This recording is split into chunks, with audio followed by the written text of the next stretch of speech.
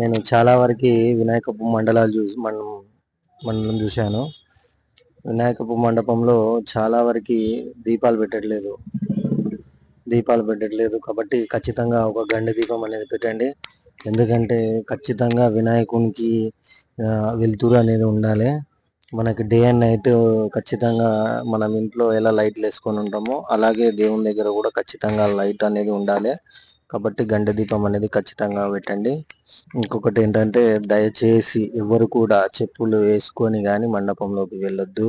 ఇంకొకటి ఇంట్లో ఎవరైనా చనిపోయిన వాళ్ళు ఉంటే మహిళ ఉంటే విధంగా పిల్లలను తెలియకుండా పిల్లలని పంపిస్తుంటారు. కాబట్టి అలాంటి వాళ్ళని కూడా కొంచెం దూరంగా ఉంచండి.